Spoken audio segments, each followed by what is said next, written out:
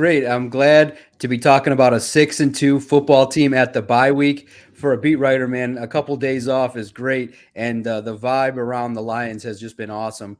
It's for once the Lions took a team to the woodshed, and then their coaching staff gets blown out. Usually, it's the other way around. If you remember Matt Patricia and the embarrassment at Thanksgiving, and then having Miss Hemp and the Ford family having to dismiss him. Now it's the Raiders that are in shambles. The Lions are the talk of the NFL. It's a football team that is on the rise, and now we get to debate what happened in regards to the trade deadline and everything like that. It's good stuff to talk about because this football team is poised to have some success. So to be covering the team now is great, and to hear great stories from Lomas Brown and from those that were there at Monday Night Football. It was great. The energy was electric. I just earlier today I watched some of the coverage on ESPN. They highlighted the city, and that's all that we could ask for, is that the talk of the town has been the Detroit Lions, and it's going to be fun to talk to you boys about what's been going on. Here we got from the Lions Avenue, we got Walt, and he definitely brings it as well. Thanks a lot, John. Of course, I'm Walt Stringer, one half of the host of the Lions Avenue podcast, which is weekly on Facebook as well as LinkedIn. Absolutely. We got Joe here. I can't wait to hear about Joe. Joe is fired up. I can't wait for us to debate the trade deadline because we can take it so many different ways, but I know Joe's fired up as well. Yeah, I'm on Detroit Lions News podcast. I know John's like one of the greatest beat writers to follow. So I also run the Detroit Lions News page, which a lot of people follow. So it's going to be fun to talk about this because I think a lot of people got a lot to talk about with this trade deadline. Yeah, for sure. And we got the Spirit of Detroit podcast representing what's going on. Make sure you unmute and let us know what's up, how we can find all your stuff, and things like that. Exclusively, I'm on YouTube. Currently on YouTube. Been doing YouTube for about 3-4 years now. Just talking about this team. Very excited with the year that we're having. I would say I expected this, but we definitely had it on film. So I'm just glad to talk sports. Glad to be here. Yeah, absolutely. All right, let's kick this bad boy off. I think it's great to talk about the Lions. Mel, I'm curious just now your thoughts about the Lions. Obviously, 6-2 start. Dan Campbell's got the boys. Really, when you look at it, the game against the Raiders wasn't the most clean, but the sign of a good football team is a team that can win games when they don't play their best. And I think everybody's excited to see what's been happening the first half of the season. I'm curious, just your thoughts so far about the revitalization of the Lions with under Dan Campbell this first half of the year. Yeah, when they first hired him, I was like, "Who is this guy, man?" Talking about biting kneecaps, and I was like, "Man, this guy's a clown." And then, the first season didn't go so well. The beginning of the second season didn't go too well, and then it started picking up things at the, I believe, at the end of the second year. So a lot of people were really excited about this coming year, and I was one of those people as well. And I really started to fall in love with him and his philosophy when they were on Hard Knocks, I believe it was. And I actually watched that and really got a better appreciation for him as a person and as a coach, and how he was able to really relate with the players, obviously, because, he did play the game and it wasn't too far removed when he was playing. So I had a greater appreciation for him and what he was trying to do. And I really thought about it. He's the right guy for that job. Being Detroit's a blue collar town. And he's a blue-collar coach. I mean, he likes to play hard-nosed football, the same kind of football that I appreciate. They play good. They want to run the football. And they want to stop the run. They want to play good defense. So I had a greater appreciation of him after watching Hard Knocks. And so, I really followed him last year, been following him this year. The thing about this game that they just played against the Raiders, you let a bad team hang around long enough, you give them, you go in halftime. I don't remember what the score was, but it was close enough where, the Raiders said, hey, we're still in this thing. And, they played very poorly. The Lions, played poorly, giving up the ball, not scoring in the red zone, turning over the ball in a couple of fourth down situations. So I was really concerned about that, hey, man, they're going to let these guys hang in there and then something bad's going to happen. But, the testament, like you said, of a championship team or a team that has championship aspiration is winning those games when you don't play your best. And they definitely didn't play their best, but they played well enough to get out of there with a win.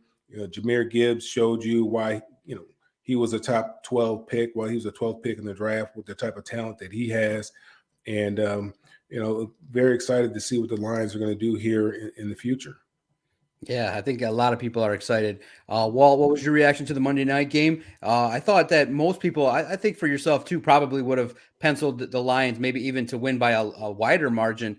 But I thought the game was handled well. I thought the game plan was well on both sides. And even knowing that the Lions didn't play clean, they were able to win knowing what they do well, which is stop the run and run the football well. I thought it was a game that really suited the Detroit Lions in a lot of ways. Yeah, I agree 100%. I think sometimes you can look at those types of games against that type of competition. A lot of turmoil going on within the the Raiders organization. We saw today all of that kind of boiled over to a head, and they handled them. You can walk away from that game saying, okay, we could have won by maybe another 17 points, whatever. But I think sometimes in games like that, when you're that much better than your opponent, you're already beating them up. Things are going too easy, and then you can start having some mistakes. If you look at the red zone efficiency, that could have been better. But overall, they handled the Raiders the way they should have handled the Raiders coming off a loss like we had to the Ravens. But, the Raiders they were so inept offensively. That was like a historically bad performance. You look at how we performed against the Raiders the previous week, the Raiders were completely awful. They were worse than we were going up against the Ravens. You're looking at a team that had a total of 10 first downs, 6 through the air, 4 on the ground, 157 yards from the line of scrimmage was awful. And, like I said, the sacks, the amount of quarterback pressures, not necessarily defensively. I think the Raiders defensively competed. But offensively, you look at Jimmy G, that offensive line, the play calling, the body language of an all-pro receiver like Devontae Adams. Things just were not an elixir for the Raiders to have success Monday night, and we took advantage of it for sure. Yeah, Rebecca gets in. That game was off the charts. Best I've ever been to, crowd-wise. Definitely have some major improvements to be made, though. Joe, I'm curious, did anything stick out in regards to the performance that maybe left something with you? I know Jared Goff's interception wasn't great. It was a pass that he knew he shouldn't have made, especially knowing the caliber of Marcus Peters. Ended up being a pick six, but it was a mistake. But I think what Goff's been doing well is when a mistake has been made, he's been an individual that's been rebounding and not letting it linger too much. Yeah, I think what Jared Goff does pretty damn good is when he makes a mistake, usually he rebounds pretty well off of it. But the one thing I took away from that game was Lions played their C- game and they still won by double digits. And when you turn over the ball 3 times in the NFL, I think I went through like 20 games last year, or I think it was like 48 or something like that. 20, 48. I went through week 1, week 8. You don't win games when you turn over the ball 3 times. I think it was there was 1 win in there, and it was against the Bears. So you just don't win games in the NFL turning the ball over 3 times, period. Luckily for you, you played the Raiders. They are the most inept franchise I've ever seen in my entire life because look, they had Derek Carr there. They decided let's go with Jimmy G, and Jimmy G couldn't hit the broadside of a barn on Monday night.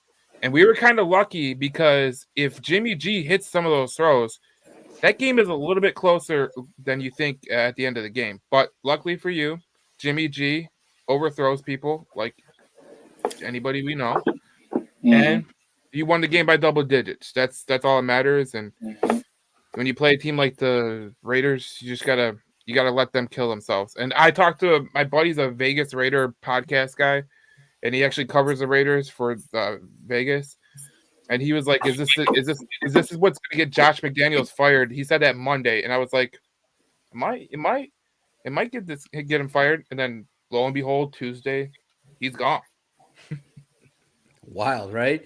Spirit of Detroit, what'd you make of Jahmyr Gibbs? He lit up the Raiders going into the game. Everybody thought that it was a game that Jahmyr Gibbs could be highlighted, especially due to the numbers that you saw of the Raiders. Their rush defense was really subpar, and then you got a chance to see some development from Jahmyr Gibbs. I thought his ability to run through the tackles was spectacular. That touchdown really excited Ford Field. Got a highlight moment jumping in there. I think it was a nice welcoming to the NFL for Jahmyr Gibbs, especially in front of a nationally televised audience. Yeah, and it's nice to see that the Detroit Lions are utilizing the weapons that come from Alabama. It's nice to see that the Detroit Lions are taking in account that they have players with 4.2 speed that they should be featuring in the offense. That is nice. He had 26 carries, 1 touchdown, 152 yards, and then he had 189 overall. So I was getting told it was a Jahmyr Gibbs game all week. I was seeing the signs, Jahmyr Gibbs. One, I was complaining on Twitter that he wasn't getting utilized enough. I had people tell me, relax, he's going to get utilized. I look up the stats of the Raiders game and go through my probably pregame assessment on Wednesday Wednesday before the Monday night. And I'm like, oh, they can run on him. So, I'm obviously looking at the injury report. I'm looking at just everything just to see if they utilize this man. They did a lot of roster movement, a lot of roster fluctuation last week. And on Sunday night, I was told I was in a heated argument with some other Detroit Lions fans. I had a live. I'm just like, why don't you use your Alabama products that you drafted 12th overall twice in 2 years? And they didn't have an answer. I was just like, why are you every other player in the NFL in the first round, sometimes with the exception of a quarterback, is getting a nod immediately.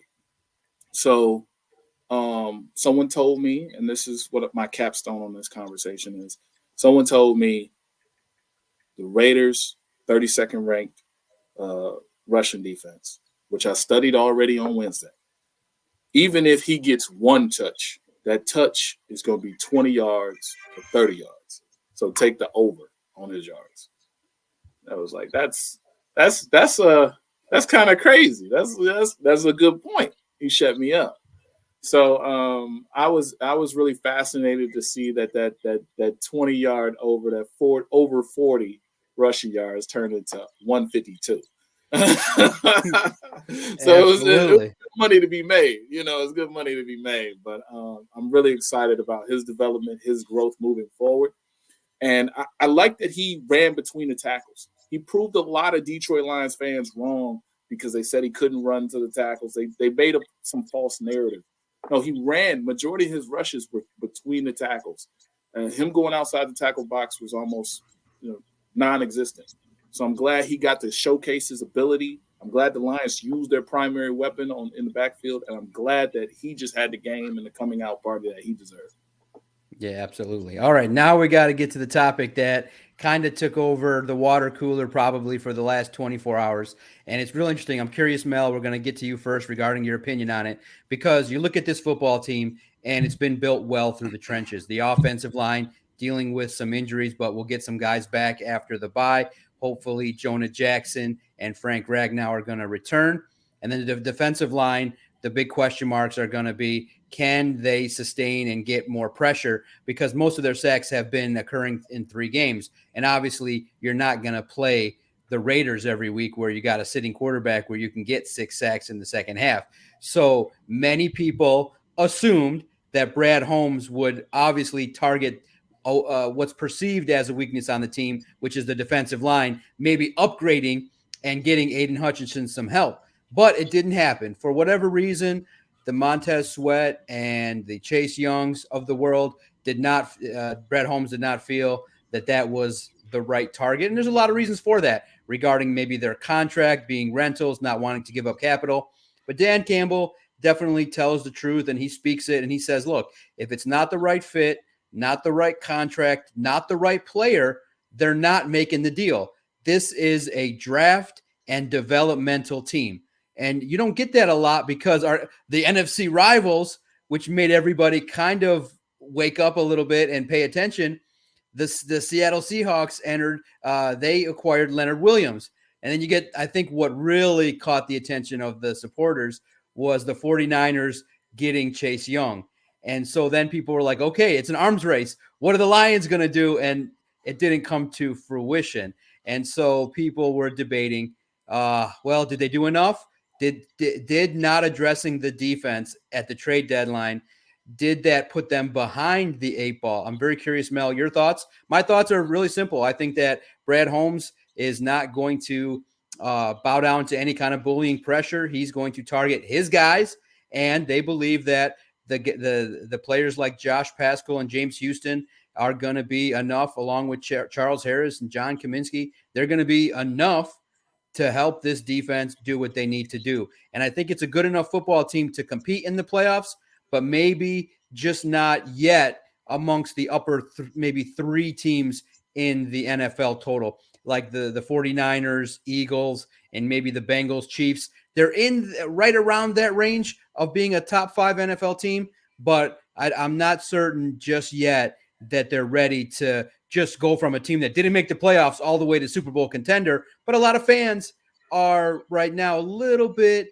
on the side of kind of a little bit of disappointment that Brad Holmes only added a wide receiver, a role player to this team. I'm just wondering collectively your thoughts on kind of what you saw with the NFC arms race and how the Lions kind of fit in with that.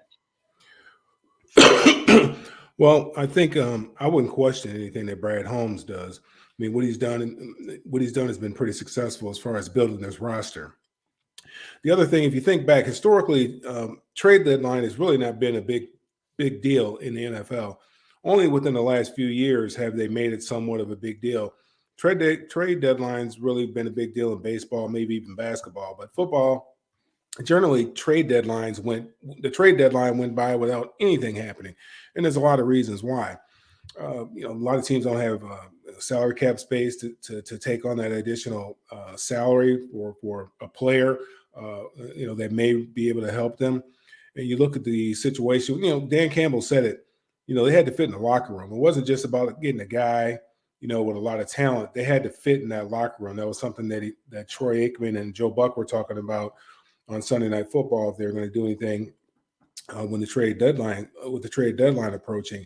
And that's something that's very important to him, because he's done a very good job in cultivating that locker room, having the type of guys in there that he wants. And, going through a training camp and going through